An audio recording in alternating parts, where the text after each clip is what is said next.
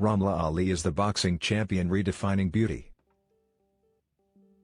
4 hours a day, 6 days a week, Ramla Ali, the first Muslim woman to win a boxing title for England, is either training or competing.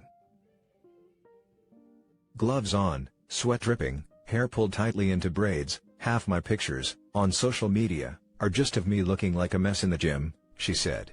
But I post them to show that this is the gritty side of boxing. This is the hard work that you have to put in. Ali's labor has certainly paid off. In 2016, she was crowned the best amateur boxer in the country in her weight division, winning the Elite National Championships, English Title Series and the Great British Elite Championships. Another breakthrough moment in her career came 2 years later, when she fulfilled her dream of representing Somalia, her birth country, at an international level. Up until that point the country had not had a boxing federation in place. Alongside her husband and trainer Richard Moore, Ali created one from the UK, and now she travels around the world for competitions, from Botswana to India to Hong Kong, and is currently the African Zone featherweight champion. A more relaxed side of the boxing champion was captured by the late fashion photography titan Peter Lindbergh, who shot her for British Vogue's September 2019 Forces for Change issue. Ali saw her cover as a way to help drive the conversation about representation in fashion. "To see girls that look like me, with an afro, on the cover of magazines is amazing," she said.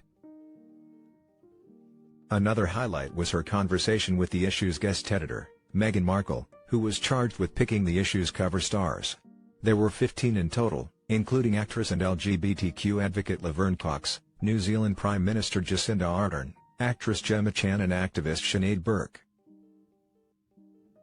"It's a funny story," Ramla said, explaining how she'd missed a call on her cell phone from a private number and assumed it was just a scam call.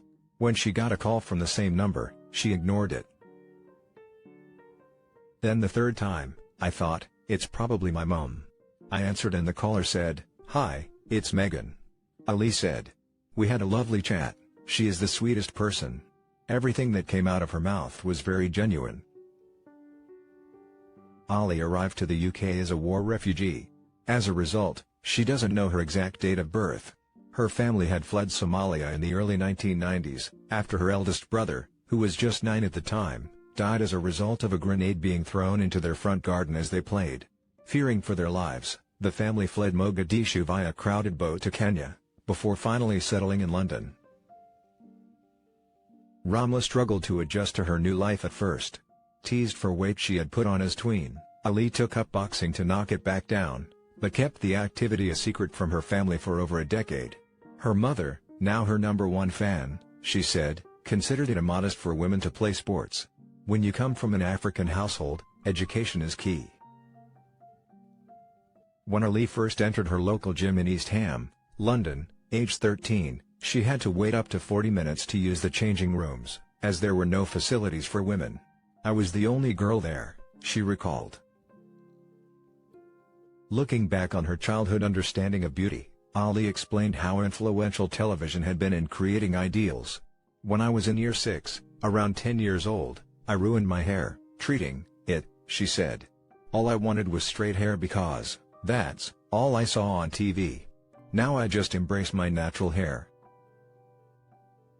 Rising to the challenge of her new role model status, Ali sees beauty as a force, rather than a superficial asset. "Beauty is 100% strength within yourself," she said. "You have to feel it, that's what beauty means to me.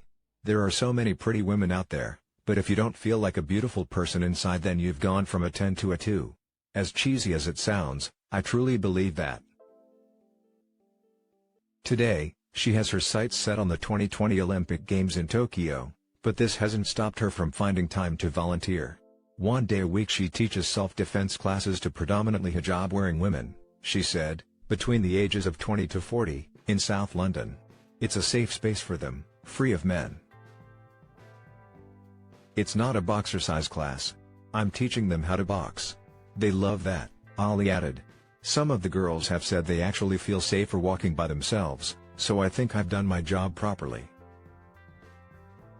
Refusing to fit one mold, Ali is also fast-treading the fashion and beauty boards, as an ambassador for brands including Coach, Nike, and Pantene. She is also signed to IMG Models. She noted a marked improvement in terms of diversity in fashion, with brands forging new, more inclusive paths. Nike have activewear for plus size, she said.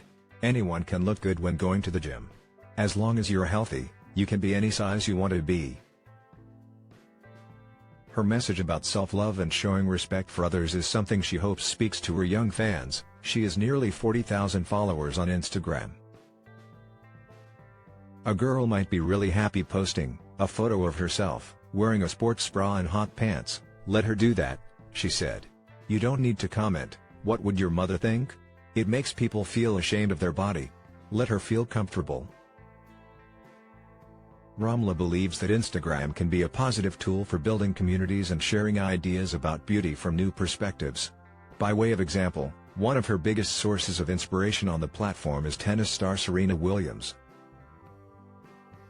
"I've followed her since I first joined Instagram," Ali said. "I love that she's not afraid to be herself. She'll post pictures and she's like, I'm not having it retouched, I still want my cellulite showing. I love that because not everyone has that perfect skin, and then you look at yourself and you're like, wow, I can love myself too," she continued. "If someone as amazing as Serena is happy to show the world this, then I shouldn't feel ashamed."